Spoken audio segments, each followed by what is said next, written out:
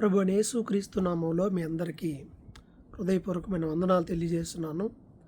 దేవుని కృప వలన మనందరం మరొకసారి ఈ నూతన సంవత్సరంలో ప్రభువుని గణపరచడానికి దేవుడు మనకి ఒక గొప్ప అవకాశాన్ని ఇచ్చారు. నిజంగా గడిచిన కాలం అంతా ఆయన రెక్కల నీళ్ళలో దేవుడు మనల్ని భద్రపరిచి మన జీవితంలో ఒక్కొక్కరికి బర్త్డే చేసుకునేటప్పుడు సంవత్సరం అనే దయాకిరీటం అని సంతోషపడతారు. ఎవరికి బర్త్డే తెలిసినా తెలియకపోయినా అందరి జీవితాల్లో నూతన సంవత్సరంగా భావించబడేది జనవరి 1.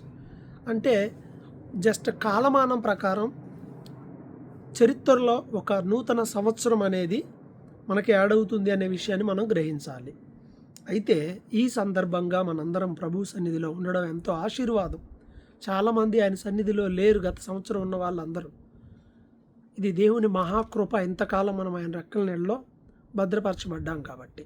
ప్రియులారా, ఈరోజు దేవుని యొక్క వాక్యాన్ని ధ్యానం చేద్దాం. ఈ సంవత్సరాన్ని బట్టి ప్రభు సన్నిధిలో నేను ప్రతి సంవత్సరంలో చివరి వారంలో సంఘం నిమిత్తమై, సహవాసం నిమిత్తమై, వ్యక్తిగత జీవితం అయితేమి అన్నిటి విషయమై ప్రభు సన్నిధిలో ప్రార్థించుట, వాగ్దానం కొరకు కనిపెట్టుట నాకున్న అలవాటు. కొంతమంది స్లిప్పులు తీసే వాగ్దానాలు ఫాలో అవుతారు. నేను దాన్ని మార్కర్లుగా వాడండి అని చెప్తాను. ఒకటి, మీకు ఏది వచ్చినా దాన్ని నెరవేర్చమని ప్రార్థన చేయండి. బైబిల్లో ఉన్న వాగ్దానాలన్నీ మనవే. ప్రార్థించండి, దేవుడు మాట్లాడతాడు. అవి మాట ఎన్నడూ తప్పనవి. షూర్, ప్రభువా నాకు ఆ రోజు స్లిప్లో వచ్చింది అని నువ్వు వేరే అష్యూరెన్స్ తీసుకోవడానికి ఉండదు కదా. అంటే విశ్వాసం, ఎవరి విశ్వాసం వాళ్ళది.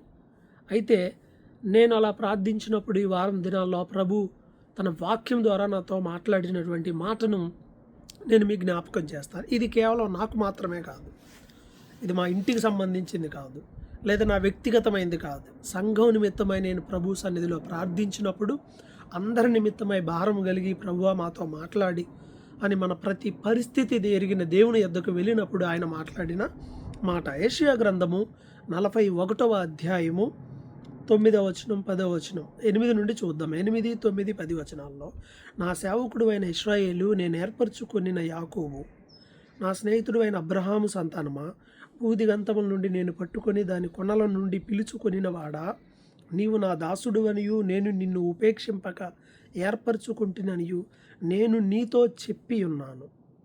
నీకు తోడై ఉన్నాను. భయపడకము, నేను నీ దేవుడినై ఉన్నాను. దిగులు పడకము, నేను నిన్ను బలపరుతును. నీకు సహాయం చేయువాడను నేనే. నీతి అను నా దక్షిణాస్తముతో నిన్ను ఆదుకుందును. ఈ వాక్యం ద్వారా దేవుడు నాతో మాట్లాడినప్పుడు నాకెంతో ఆదరణ కలిగింది. ఎందుకంటే ప్రభు సన్నిధిలో ప్రార్థించినప్పుడు అనేకమైన విషయాలు మనసులో ఉన్నాయి. ఏంటి ప్రభువా, నీ ప్లాన్ ఏంటి, నీ చిత్తం ఏంటి, నీ ప్రణాళిక చొప్పున మేము ఇలా ఉండాలి అని చెప్పేసి ప్రభు సన్నిధిలో అలా ప్రార్థన చేస్తూ ఉన్నప్పుడు దేవుడు మాట్లాడిన ఈ మాట ఎంతో ఆదరణ అనిపించింది నాకు. అవునండి, దేవుని వాక్యము మనకి ఆదరణ ఇస్తుంది. దేవుని వాక్యము మనల్ని బలపరుస్తుంది. మనుషులు ఎవరైనా ఒక మాట చెప్తే అది 4 రోజులమ్మ బాధపడుకో, లేకపోతే ఏం చెప్పినది కొంతకాలమే, కానీ దేవుడు మాట్లాడితే అది శాశ్వత కాలం. ఆయన మాట్లాడిన ప్రతి మాటను నెరవేర్చుకుంటూనే ఉన్నాడు. మేలు చేస్తానన్నాడు, చేస్తూనే ఉన్నాడు. 2 చేస్తా అన్నాడు, చేస్తూనే ఉన్నాడు. ఆయన వాగ్దానాలు నెరవేర్పు ప్రారంభించబడి కొనసాగుతూ ఉంటాయి. అది ఒక రోజుతో అయిపోయాయి కాదు. నాకు లాస్ట్ ఇయర్ బాగా గుర్తు, నేను మిమ్మల్ని అనాథలుగా విడవను అన్నారు. ఎవరైనా ఎక్స్పెక్ట్ చేశారా అంతకుముందు ఇది అన్న విషయం? దేవుని యొక్క గొప్ప కార్యములు అవన్నీ కూడా ప్రియులారా. సో ఈ విధంగా మనల్ని సందర్భానుసారంగా దేవుడు బలపరిచేవాడై ఉన్నాడు. మన మనసు ఆయనకి తెలుసు, మన ప్రతి పరిస్థితి ఆయనకి తెలుసు, కాబట్టి ఆయన చూసుకుంటాడు అన్నీ. ఇక్కడ వాక్యాన్ని చూసినట్లయితే కొన్ని విషయాలు ఉన్నాయి. మొదటిది ఏమంటున్నాడంటే, నువ్వు నా దాసుడు అని నేను నిన్ను ఉపేక్షించక ఏర్పరచుకున్నానని నేను నీతో చెప్పాను కదా, నేను నీకు తోడై ఉన్నాను. దేవుడు మనకు తోడుగా ఉండుట. నేను నీకు తోడుగా ఉంటానని చెప్పిన ఎంతమంది మనతో నిలబడతారు చెప్పండి? ప్రాణ స్నేహితులు అనబడే వాళ్ళు దూరం అయిపోయిన సందర్భాలు మనం చూస్తున్నాం. డబ్బు ఉంటేనే బంధువులు, లేకపోతే ఉండరు, అది మనకు తెలుసు. తోడబుట్టిన వాడు ఉంటాడో లేదో తెలియదు. కన్న పిల్లలు, తల్లిదండ్రులు, బిడ్డలు, చివరి వరకు నేను ఉంటాను అనేటువంటి భరోసా ఈరోజు మనకి సొసైటీలో కనపడటం లేదు. కానీ ప్రభు అంటున్నాడు, నేను నీకు తోడుగా ఉన్నాను అన్నాడు. ఏమంటే దేవుడు మనకు తోడుగా ఉంటే ఇంకేం కావాలి చెప్పండి? నాకు ఎవరు లేరు, నా పరిస్థితి ఇదని నువ్వు అనుకోను అసలు. బైబిల్ చెప్తుంది, నేను నీకు తోడై ఉన్నాను. ఇమ్మానుయేలు అంటే దేవుడు మనకు తోడు అని అర్థం. కాబట్టి ప్రియులారా, దేవుడు మనకు తోడై ఉన్నాడనే విషయాన్ని ప్రతి ఒక్కరు కూడా గ్రహించాలి. ఈ సంవత్సరంలో నీకు ఎలాంటి పరిస్థితులు ఎదురైనా సరే ఒకటి గుర్తుపెట్టుకోవాలి. నీ పక్షాన ఎవ్వరు నిలబడకపోయినా సరే, నా పక్షాన దేవుడు నాకు తోడై ఉన్నాడు అనేటువంటి వాగ్దానాన్ని గుర్తు చేసుకోండి. ఎవరు నిలబడరేమో, అందుకే అన్నాడు, భయపడు, నేను నీకు తోడుగా ఉన్నాను, నేను నిన్ను ఏర్పాటు చేసుకున్నాను, నేను నీకు తోడుగా ఉన్నానని చాలా క్లియర్గా ప్రభువు మాట్లాడుతున్నాడు. అలాగే రెండో విషయం ఏమిటి?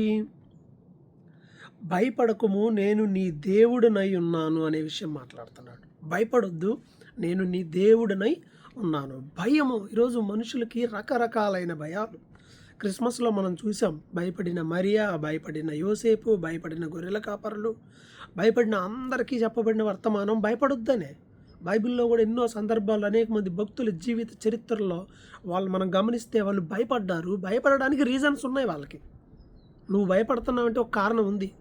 నాకు కూడా కొన్ని ఉంటాయి. అయితే వీటన్నిటికీ కారణాలు ఉంటాయి, కానీ వీటన్నిటికీ పరిష్కారం ఉంది. అదేంటో తెలుసా? అదేంటి అని అంటే, భయపడొద్దు అని దేవుడు చెప్పినటువంటి మాట. భయపడకము, నేను నీ దేవుడినై ఉన్నాను. భయపడొద్దు, నేను నీ దేవుడిని, నేను ఉండగా అసలు నీకెందుకు భయం అంటున్నాడు ప్రభు. ఏ విషయంలో మీరు భయపడుతున్నారు? అబ్రహాము ఆదికాండం 15వ అధ్యాయం ప్రారంభంలో చూస్తే, ఎంత ఉండి నాకు సుఖమే ఉంది, నాకు పిల్లలు లేరు కదా అని, తన బిడ్డలు లేరని బాధపడుతూ భయపడుతున్నాడు. తన దాసుని కుమారుడే ఈ ఇంటికి వారసుడవుతాడని అనుకుంటున్నాడు. అలాగే అప్పుడే శత్రువులతో యుద్ధం చేసి వచ్చాడు. మరలా తిరిగి వాళ్ళందరూ దాడి చేస్తారేమో అని అతని శత్రువుల యొక్క భయం కూడా ఆయనకు ఉంది. 5 రాజులను ఓడించారు, మరి వాళ్ళు ఊరుకుంటారా? ఇలాంటి టైంలో దేవుడు అన్నాడు, అబ్రామా, ఆదికాండం 15వ అధ్యాయం 1-2 వచనాలు చూడండి. ఇప్పుడు అంటున్నాడు, అబ్రామా, భయపడకుము, నేను నీ కేడమునై ఉన్నాను. అబ్బా, కేడం అంటే యుద్ధానికి వెళ్ళేటప్పుడు ఈ బాడీ అంతటికి ఉండేటువంటి ఆర్మర్ అనమాట. అదంతా ఒక కవచం అనమాట. నేను నీ కవచాన్ని, నేనున్నా. కవచం ఎలా కాపాడుతుంది, అలా దేవుడు మనల్ని ప్రొటెక్ట్ చేస్తాడు, కాపాడుతాడు. ప్రియమైన దేవుని బిడ్డ, నువ్వు దేని నిమిత్తం అయితే భయపడుతున్నావో బైబిల్ చెప్తుంది కదా, నీవు భయపడవద్దు. పరిస్థితులకు చూసి భయపడుతున్నావా? భయపడమాక. పిల్లలు లేరు అని భయపడుతూ ఉన్నావేమో. అబ్రాహాముతో మాట్లాడిన దేవుడు నీతో మాట్లాడుతున్నాడు. ఎందుకు భయపడతావు? నేను ఉన్నానని చెప్పాడు. అసాధ్యమా ఆయనకేమన్నా? 100 ఏళ్ళకు కూడా సాధ్యం చేసి చూపించాడు. కాబట్టి భయపడొద్దు దాని గురించి. పరిస్థితులు కానీ భయపడుతున్నావా? నిర్గమకాండంలో మనం చూస్తే 14వ అధ్యాయం 13వ వచనంలో ఎర్ర సముద్రం ఎదురుంది, వెనక శత్రువులు తరుముతూ ఉన్నారు. అలాంటి టైంలో దేవుడు వారితో మాట్లాడుతున్నాడు. ఏమని మాట్లాడుతున్నాడు చూడండి. నిర్గమకాండం 14వ అధ్యాయం 13వ వచనంలో ఎర్ర సముద్రం దగ్గర దేవుడు మోషే ద్వారా మాట్లాడుతున్నాడు. భయపడొద్దు.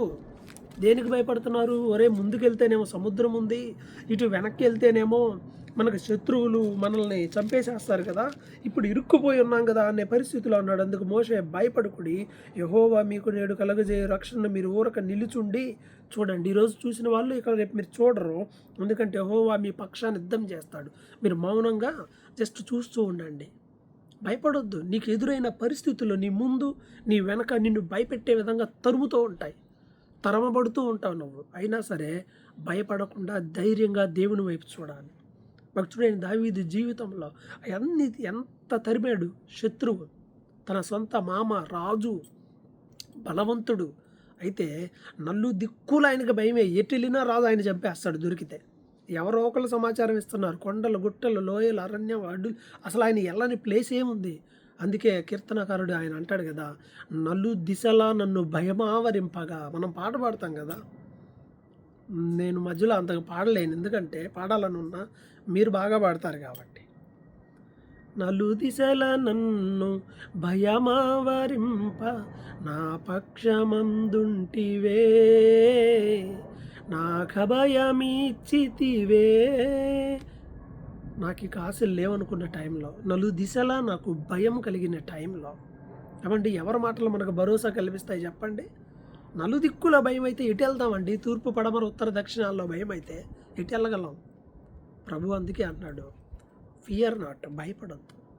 నీ చుట్టూ పరిస్థితులు నిన్ను భయపెట్టే విధంగా ఉండొచ్చు. ముందుకు వెళ్ళలేవు, వెనక్కి వెళ్ళలేవు, ఎటు కదలలేని పరిస్థితి, స్ట్రక్ అయినట్టుగా అనిపిస్తుంది. అసలు ఏమీ లేదు, దిక్కుదోచని పరిస్థితుల్లో ఉన్నట్టు ఉంటుంది. కానీ దేవుడు అంటున్నాడు, భయపడకుండా ఉండు, నా వైపు చూడు, నేను నీకు హెల్ప్ చేస్తాను అన్నాడు. నీ పరిస్థితులు ఒకవేళ నిన్ను భయపెడుతున్నాయేమో, దేవుడు మాట్లాడుతున్నాడు, నువ్వు భయపడవద్దు, భయపడవద్దు.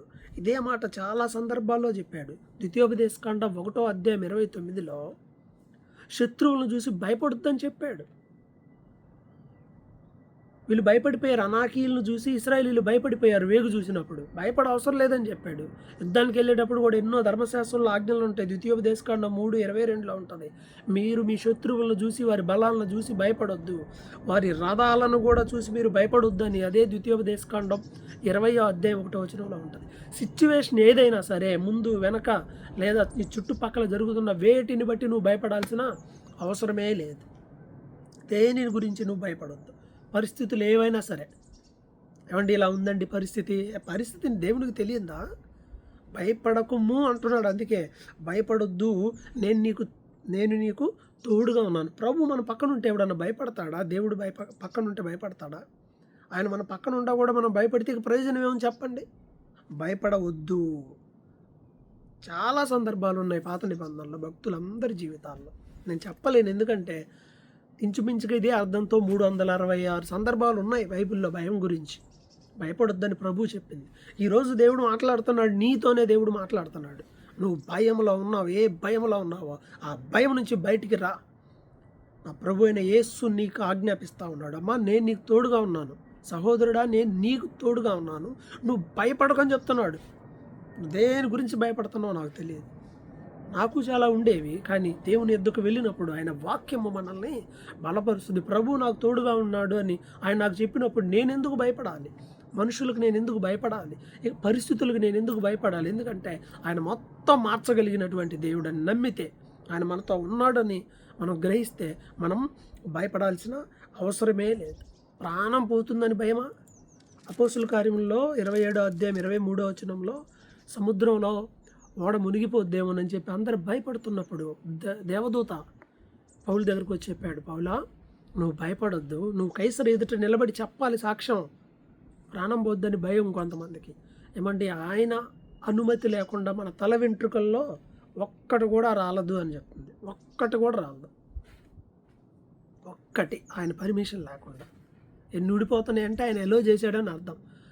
ఊడిపోయే వాటి కోసం నువ్వు ఎంత ప్రయత్నించినా ప్రయోజనం ఏం లేదు, ఎందుకంటే మనం ఒలిపించుకోలేం కదా, అలా కదా. దేవుని యొక్క ప్లాన్ ఉంది, దాన్ని మనం గ్రహించాలి. భయపడొద్దు, దేవుడు తోడుగా ఉన్నాడు నీకు. నువ్వు భయపడ మాకు. సిచ్యువేషన్ బట్టి, పరిస్థితులను బట్టి, నీ ముందు వెనక నీ చుట్టూ జరుగుతున్న వాటిని బట్టి ఏదైనా భయపడకుండా ధైర్యంగా, ప్రభువా నువ్వు నాకు తోడుగా ఉన్నావు అని ఈ వాగ్దానాన్ని ఎత్తిపట్టి ప్రార్థన చేయి. నీకు భయము కలిగిన ప్రతిసారి దేవుడు నిన్ను బలపరుస్తాడు. భయపడకు, నేను నీకు తోడుగా ఉన్నాను అంటున్నాడు. తర్వాత రెండో మాట ఏంటి? యెషయా గ్రంథం 41వ అధ్యాయము 10వ వచనంలోనికి వెళ్దాం. అది మన మూల వాక్యము, అది మన వాగ్దానము.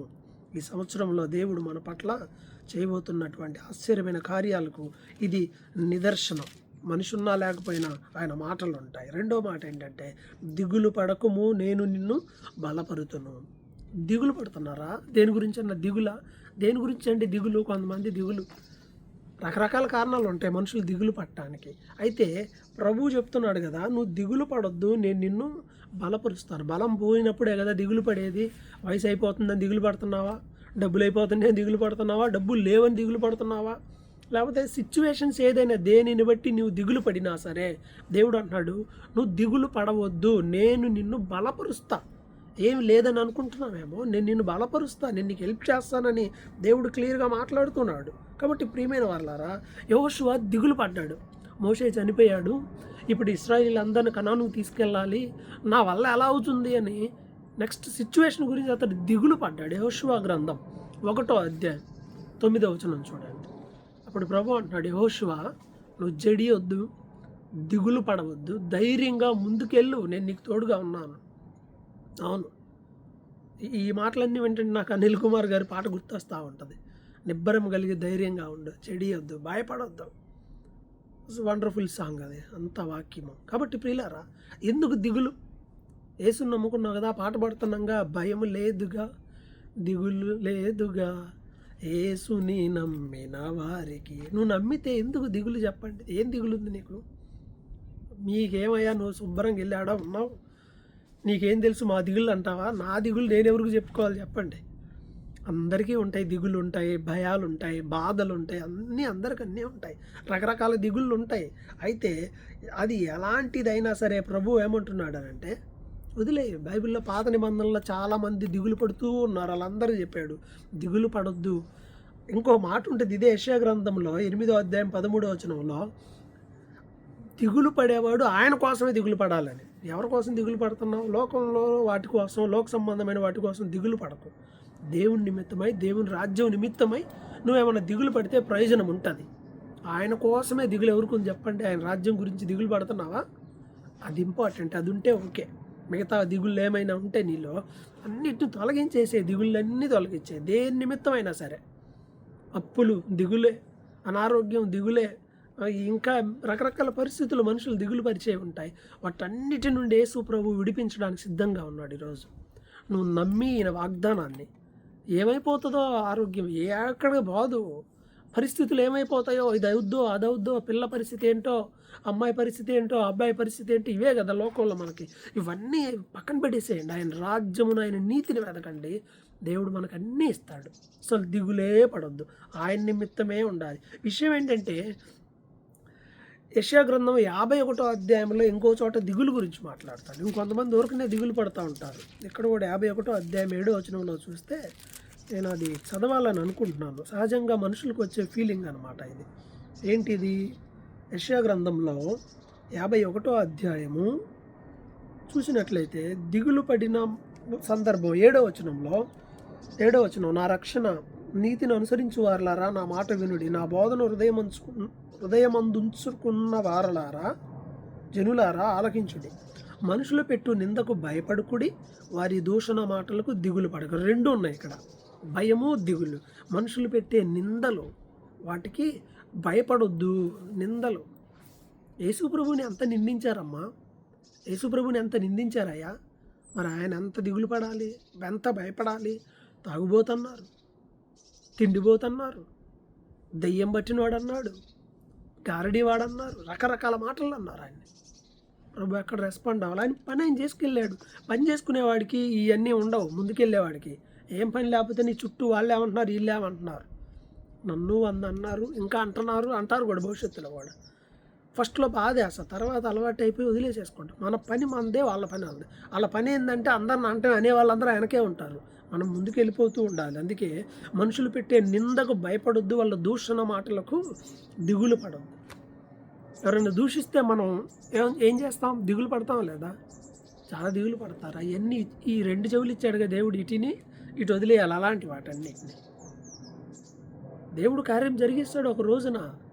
భయము, దూషణ మాటలు, ఈరోజు సేవకులని కూడా లేదు, ఇష్టం వచ్చినట్టు మాట్లాడుతూ ఉన్నారు. మంచి చెడు ఆలోచన చేయరు. అరే ఈ అమ్మాయి ఇలాంటిదా, అబ్బాయి అలాంటివాడా, లేదు ఇలా అనొచ్చా, ఇలా అనకూడదు, ఏం లేదు. మనుషులకు నోట్లో నాలుకే కదా, ఇష్టం వచ్చినట్టు మాట్లాడుతూ ఉంటారు. దూషించనివ్వండి, నిందించనివ్వండి. అందుకే దేవుడు అంటున్నాడు, వారి మాటలకు, నిందలకు మీరు భయపడవద్దు, దిగులు పడవద్దు. అంటే ఈ రాబోతున్నాయేమో ఒకవేళ నీ జీవితంలో, లేదా ఒకవేళ ఉన్నాయేమో నీ జీవితంలో. అందుకే దేవుడు మాట్లాడుతున్నాడు, భయపడొద్దు, అలాగే దిగులు పడొద్దు అని చెప్పేసి కూడా చెప్తా ఉన్నాడు. అసలు కొత్త నిబంధనలు ఎవరైనా దిగులు పడ్డోళ్ళు ఉన్నారేమో, అసలు దిగులు ఏమైనా ఉందేమో చూద్దాం. నేను కొత్త నిబంధన మొత్తం వెతికితే ఒక్క చోట దిగులు అనే మాట కనపడింది కొత్త నిబంధనలో. అది కూడా లూకాసు వార్త 24వ అధ్యాయము 37వ వచనం. దిగులు పడుతున్నారు ఎవరు? శిష్యులు దిగులు పడుతున్నారు. ఎవరి గురించో తెలుసా? యేసు ప్రభు గురించి దిగులు పడుతున్నారు. చనిపోయి తిరిగి లేచిన తర్వాత ప్రభు వాళ్ళతో నడుస్తున్నాడు. చూడండి, ఆ మాట చూద్దాం. లూకాసు వార్త 24వ అధ్యాయము 37వ వచనాన్ని మనం గమనించినట్లయితే, ప్రభు వాళ్ళతో నడుస్తూ ఉన్నాడు. వాళ్ళతో నడుస్తూ సడన్గా వారి మధ్యలో నిలబడి మీకు సమాధానం అవునుగాక అని చెప్పాడు. అయితే వారు 37వ వచనం, దిగులు పడి భయక్రాంతులై భూతము తమకు కనపడిన తలంచుకొనిరి. ఏదో ఆత్మ కనపడిందిరా అని భయము, మళ్ళీ దిగులు. ఎవరి గురించి దిగులు? యేసు ప్రభు చనిపోయాడని చెప్పేసి వీళ్ళు దిగులు పడుతున్నారు. పునరుత్థానుడు, దేవుడు సర్వశక్తి గలవాడు, ఆయన గురించి దిగులు. క్రొత్త నిబంధనలు ఎక్కడ దిగులు లేవు, చింతలు ఉన్నాయి. మీ చింత యావత్తు ఆయన మీద వేయమని చెప్పాడు. అందుకే ఒకవేళ చింత అండి, దిగులు కాదు. చింత అంటే 2 ఇంచుమించుగా అవే. నీ చింత యావత్తు ఆయన మీద వేయమ్మా, ఆయన మీద వెయ్యయ్యా, ఆయన చూసుకుంటాడు. అందుకే ఏమంటున్నాడు, దిగులు పడవద్దు, నేను నిన్ను బలపరుస్తాను అంటున్నాడు. నీ దగ్గర స్ట్రెంత్ లేదు, నీ చేత కాదు అని దిగులు పడుతున్నావా? నేను చేయలేనండి అంటే, నువ్వు చేయలేవు, నేను చేయలేను. ఆయన చేస్తాడు. ఆయన నిన్ను బలపరుస్తాను అంటున్నాడు. ఆయన బలపరుస్తానంటే బలపరుస్తాడు. ఆయన చెప్పిన మాటలు లోక సంబంధంగా ఉండవు. లోక సంబంధంగా ఏదో పరిస్థితికి బట్టి అనుకూలంగా ఉండదు. పరిస్థితులు బట్టి సిచ్యువేషన్లు మారతాయి. ఒకప్పుడు అమెరికా వెళ్ళటం అనగానే ఎగురుకుంటూ వెళ్ళిపోయేవాళ్ళు. ఇప్పుడు రమ్మనండి చూద్దాం, పరిస్థితులు మారినాయి. అదే దేవుడు చెప్తే జీరో నుండి కూడా చేస్తాడు, అంతే. పని ఆయన చెప్తే అవుతుంది, అంతే. ప్రపంచ ఆర్థిక వ్యవస్థ తలక్రిందులు అవ్వచ్చు, కానీ ప్రభు వ్యవస్థ ఉందే, ఆయన మాట, ఆయన వాగ్దానం, అవి పర్ఫెక్ట్గా పనిచేస్తాయి. వీళ్ళు దిగులు పడుతున్నారు ప్రభు గురించి. అప్పుడు అన్నాడు, మీ హృదయంలో డౌట్లు ఎందుకు? నేను భూతాన్ని కాదు, మీరు అనవసరంగా దిగులు పడమాకండి బాబు అని శిష్యులను దేవుడు బలపరిచాడు. కాబట్టి ప్రియమైన వాళ్ళారా, దిగులు పడవద్దు. దేవుడు అంటున్నాడు, నువ్వు దిగులు పడకు, నేను నిన్ను బలపరుస్తా. బలం లేదని నువ్వు దిగులు పడుతున్నావా? సపోర్ట్ లేదు, ఏంటి నేను ఇలా అని అనుకుంటున్నావా? దేవుడు అంటున్నాడు, నేను నిన్ను బలపరుస్తాను అంటున్నాడు. అండ్ నిన్ను ఐ విల్ స్ట్రెంగ్తెన్ యూ. నేను నిన్ను బలపరుస్తా. బలం లేని వాళ్ళకి, దిగులు పడుతున్న వాళ్ళకి దేవుని మాట, నేను నిన్ను బలపరుస్తాను. నీ ఇంట్లో జరిగిన పరిస్థితిని బట్టి దిగులు పడుతున్నావా? బిడ్డల జీవితాన్ని బట్టి దిగులు పడుతున్నావా? దిగులు పడకు, దేవుడు అన్నీ మార్చేస్తాడు. ఇది దేవుని మాట. నాకేం తెలియదు, నేను అసలు ఎక్కడ ఉంటున్నా. దేవునికి అన్నీ తెలుసు. ఆయన నీ జీవితంలో నీ దిగుళ్ళు అన్నీ తీసేస్తాడు. ఆయన నిన్ను బలపరచబోతా ఉన్నాడు. అంత మాత్రమే కాదు, ఇంకో మాట ఏమంటున్నాడంటే, దిగులు పడకు, నేను నిన్ను బలపరుస్తాను అన్నాడు. ఇంకో మాట చెప్పి నేను ముగిస్తాను. చూద్దాం ఆ మాట చూడండి. ఇంకోటి ఏమంటున్నాడంటే, నీకు సహాయము చేయువాడును నేనే, నీతి అను నా దక్షిణ హస్తముతో నిన్ను ఆదుకుందును. నీకు సహాయం చేయువాడును నేను. ఎవరి సాయం కోసం చూస్తున్నావు? మనుషుల సాయం కోసం చూసామనుకో, నీకు హ్యాండ్ ఇస్తారు వాళ్ళు. హ్యాండ్ ఇచ్చటం అంటే ఏంది? చెయ్యి పట్టుకొని లేపడానికి కాదు. హ్యాండ్ ఇచ్చారా అంటే అర్థం ఏంటంటే, చెయ్యి ఇచ్చారని అంటే సహాయం చేస్తానని చెయ్యకపోవటాన్ని హ్యాండ్ ఇవ్వటం అంటారు. కాబట్టి ప్రియమైన వాళ్ళారా, దేవుడు ఏం చేస్తున్నాడు అంటే, నేను నీకు సహాయం చేస్తాను అంటే ఆయన తప్పకుండా సహాయం చేస్తాడు. మనుషుల లాంటిది కాదు ఆయన సహాయం. మనుషుల సహాయం ఎలా ఉంటుంది?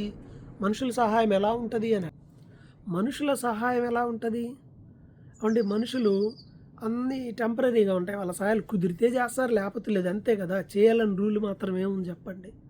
మనుషుల వలన కలిగే సహాయం కాదు. అందుకే కీర్తనకారుడు అంటాడు, మనుషుల సహాయము వ్యర్థము, రాజుల నమ్ముట కంటే మనుషుల నమ్ముట కంటే యెహోవాను ఆశ్రయించటం మేలు అంటాడు. ఈ సహాయం గురించి కీర్తనల గ్రంథం చదివితే ఎన్ని మాటలు ఉన్నాయండి, చెప్పలేను. అన్ని రిఫరెన్స్లు ఉన్నాయి నా దగ్గర వాటి గురించి. సహాయము, ఇది ఎవరి సహాయం అంటే, ఇది దేవుని యొక్క సహాయము. ఇది దేవుని సహాయము, మామూలు సహాయం కాదు. కీర్తనల్లో చాలా విషయాలు ఉన్నాయి. నేను నీకు సహాయం చేస్తాను, నేను నీకు సహాయం చేస్తాను. దావీదు కూడా, నా ప్రాణమా దేవుని నమ్ముకో, మౌనంగా ఉండు, మనకు ఆయన సహాయకుడు, యెహోవా నాకు సహాయకుడు అని అంటాడు. మనిషిని నమ్మలా దావీదు, దేవుణ్ణి నమ్మాడు. యెహోవా ఆయనకి సహాయకుడుగా ఉన్నాడు కాబట్టి ఆయన ఆశీర్వదించబడ్డాడు, ఆయన బలపరచబడ్డాడు. కాబట్టి ప్రియమైన వాళ్ళారా, మన సహాయకుని మీద మనం దృష్టి పెట్టాలి. మన సహాయకుడు ఎవరు అంటే ప్రభు అయినటువంటి దేవుడు. ఆయన సహాయం ఎక్కడి నుండి చేస్తాడు? 121వ కీర్తన 1వ వచనంలో ఉంది కదా. 121వ కీర్తన 1వ వచనం, కొండల తట్టు నా కన్నులెత్తుచున్నాను, నాకు సహాయం ఎక్కడి నుండి వచ్చును? ఎక్కడి నుండి వస్తుంది? భూమి ఆకాశంలో సృష్టించిన సృష్టికర్త అయిన యెహోవా యొద్ద నుండి నాకు సహాయం దొరుకును. దేవుని సహాయం ఎక్కడి నుండి? పైకి చూడు, ఆయన కొండల తట్టు చూస్తే సహాయం పై నుండి వస్తుంది, దేవుని దగ్గర నుండి వస్తుంది. మన సహాయము ఆకాశం నుండి వస్తుందని ద్వితీయోపదేశకాండం 33:29లో ఉంది. ఆకాశం నుండి దేవుడు నీకు నాకు సహాయము చేస్తాడు. భక్తుడైన దావీదు కూడా 28వ కీర్తనలో, 60వ కీర్తనలో, 115వ కీర్తనలో, 146వ కీర్తన, చెప్పానుగా, ఒకటి కాదు ఎన్నో ఉన్నాయి. వీటన్నిటిలో కూడా దేవుని సహాయాన్ని గురించి నమ్ముతాడు. ఎందుకంటే పాత నిబంధనలో ఇన్ని యుద్ధాలు జరిగినాయి కదా, ఇశ్రాయేలీయులు ఇన్ని యుద్ధాలు జయించారు కదా. ఎలా జయించారు చెప్పండి? దేవుని సహాయం వలన. దేవుని సహాయం వల్లే. అదే అంటాడు కదా, మేము మా కత్తి చేత, మా వింటి చేత, మా బలం చేత కాదు, కేవలం నీ సహాయము వలన మాత్రమే మేము యుద్ధంలో విజయాన్ని సాధించాము అంటాడు. 1 సమూయేలు 7వ అధ్యాయము 12వ వచనంలో చూస్తే, ఒక యుద్ధం ఒకటో సమూయేలు 7:12 యుద్ధం జరిగింది. ఆ యుద్ధంలో దేవుడు సహాయం చేశాడు. అందుకే సమూయేలు ఏం చేస్తాడంటే ఆ ప్రాంతానికి ఎబినేజర్ అని పేరు పెడతాడు. మనం కూడా వాడుకుంటాంగా ఎబినేజరే ఇంతవరకు సహాయపడ్డాడు, ఇక మీదట కూడా సహాయపడతాడు. వదిలేసేస్తాడా మనిషి అనుకున్నావు మధ్యలో వదిలేయడానికి? ఆయన సహాయపడతాడండి. కాబట్టి ప్రియమైన వారలారా, ఎబినేజరు దేవుడు మనకి తోడుగా ఉండబోతున్నాడు ఈ సంవత్సరం. ఆయన సహాయం చేస్తాడు. ఎలాంటి సహాయం చేస్తాడో తెలుసా? దేవుని సహాయం ఎలా ఉంటుందంటే హెబ్రీ పత్రిక 4:16లో హెబ్రీ పత్రిక 4:16 చూస్తే సమయోచితమైన సహాయం ద్వారా మనం ఆయన కృపా సన్నిధికి, ఆయన సింహాసనం దగ్గరికి చేరతాము. చదవండి ఆ మాట. హెబ్రీ పత్రిక 4:16లో సమయోచితమైన సహాయం అంటే టైమింగ్ హెల్ప్. ఎప్పుడు ఏది కావాలో అప్పుడు అది. ముందే నీ అకౌంట్లు అన్నీ వేసి పెట్టడం, లేదా ముందే నీకు అన్నీ రెడీ చేసి పెట్టడం కాదు. టైమింగ్ అంతా. నీకు ఎప్పుడు ఏది కావాలో, నాకు ఎప్పుడు ఏది అవసరమో అన్నీ తగిన విధంగా దేవుడు సహాయం చేస్తాడు. సమయోచితమైన సహాయం చేస్తాడు. నీకు ఆ టైంకి అన్నీ చేస్తాడు. నువ్వేం భయపడిన అవసరం అలా. సహాయం అవసరమైతే ఈ వాగ్దానాన్ని ఎత్తిపట్టు, ప్రభువా నాకు సహాయం చేస్తానన్నావు కదా, నాకు సహాయం చేయి ప్రభువా అని ప్రభువు వైపు చూడు. ప్రభువు సహాయం తప్పకుండా చేస్తాడు. ఎందుకంటే శోధింపబడు వారికి ఆయన సహాయం చేయగల దేవుడు. ఆయన దేవుడిగా దిగొచ్చాడు, మనిషిగా దిగొచ్చాడు దేవుడు. అందువల్ల ఆయనకు సమస్య తెలుసు కాబట్టి సహాయము చేయగలడు అని. అదే హెబ్రీ 2:18లో ఉంది. మనిషిగా ఆయన దిగొచ్చాడు కాబట్టి ఆయనకు బాధలన్నీ తెలుసు కాబట్టి ఆయన తప్పకుండా సహాయము చేస్తాడనే విషయం. చివరిగా ఒక మాట చూద్దాం. 146వ కీర్తన 5వ వచనం అందరిది అండి. 146వ కీర్తన 5వ వచనం మనం చూసినట్లయితే ఇక్కడ బైబిల్ చెప్తుంది కదా, ఎవనికి యాకోబు దేవుడు సహాయకుడగునో. అబ్బా, చాలా సందర్భాల్లో ఈ వాక్యము ఎంతగానో మనల్ని బలపరుస్తుంది. ఏంటి ఇక్కడ వాక్యం ఏం చెప్తుంది? ఎవనికి యాకోబు దేవుడు సహాయకుడగునో, ఎవడు తన దేవుడైన యెహోవా మీద ఆశ పెట్టుకొనునో వాడు ధన్యుడు. అది మన సహాయం ఎవరి దగ్గర నుంచి? ప్రభు దగ్గర నుండి. మన కోసం ప్రాణం పెట్టాడు దేవుడు. వదిలిపెడతాడా నిన్ను నన్ను? మన కోసం రక్తం కార్చాడు. మన పాపములన్నీ తన భుజాల మీద భరించి మన కోసం సిలువలో చివరి రక్తపు బొట్టు వరకు కూడా కార్చాడు. అలాంటి ప్రభు మనకు తోడుగా ఉన్నాడు. అందుకే దేవుడు మాట్లాడుతున్నాడు, ఈ సంవత్సరం దేవుడు నీకు సహాయం చేస్తాను అంటున్నాడు. భయపడొద్దు అంటున్నాడు, దిగులు పడొద్దు అంటున్నాడు, నేను నీకు సహాయం చేస్తాను అంటున్నాడు. కాబట్టి భయపడకుండా దేవుడు నాకు తోడుగా ఉన్నాడనే ధైర్యంగా ఉందాం. దిగులు వదిలిపెడదాం. ఆయన మనల్ని బలపరుస్తాడని నమ్ముదాం. అలాగే నేను నీకు తోడుగా ఉంటాను అన్నాడు. తన దక్షిణ హస్తముతో, బలమైన ఆయన హస్తముతో మనల్ని ఆదుకుంటాడు. కాబట్టి ఆ బలమైన దేవుని వాగ్దానములు నీ జీవితంలో, నా జీవితంలో, మనందరి జీవితంలో నెరవేర్చబడాలి. ఎన్నో భయాలు, ఎన్నో బాధలు, ఎన్నో ఇష్యూస్ నాకు ఉంటాయి. నేను వాటన్నిటిని ప్రభు దగ్గర తీసుకెళ్ళాను. ఈ వాక్యం ద్వారా నాతో మాట్లాడగానే ఆ మాట నాకు దేవుడు అలా దర్శనంలో ఇవ్వగానే ఎంత సంతోషం అనిపించిందో. అవును, ఇది దేవుని మాట. నాకే కాదు, నీకు ఇది దేవుని మాట. సంఘం అంతటికి ఇది దేవుని మాట.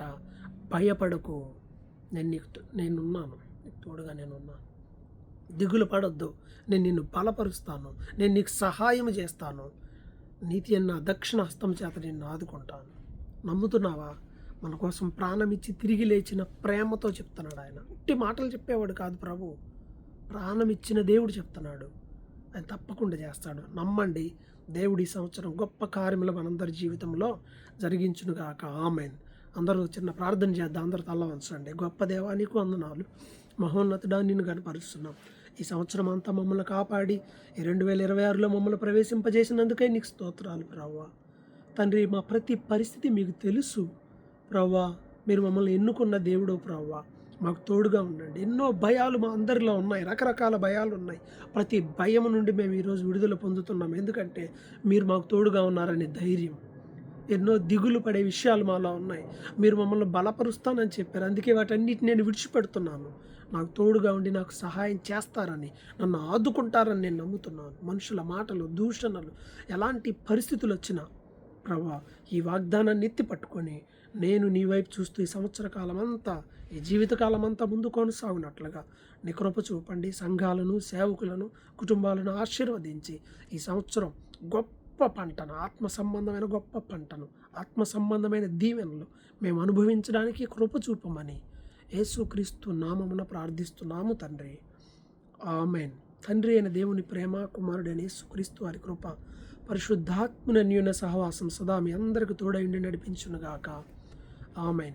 మరొకసారి మీ అందరికీ నూతన సంవత్సర శుభాకాంక్షలు. దేవుడు మీ కుటుంబాలను, మన సంఘాలను, సహవాసమును ఆశీర్వదించునుగాక. ఆమెన్. ఈ వాగ్దానాలను నమ్మండి. ఈ వాగ్దానాన్ని మీరు చక్కగా దీన్ని ఒక A4 షీట్లో ప్రింట్ చేసుకొని మీ ఇంట్లో పెట్టుకోండి. మీ ప్రార్థనలో, మందిరంలో కూడా ఇది ప్రింట్ చేసి పెట్టండి.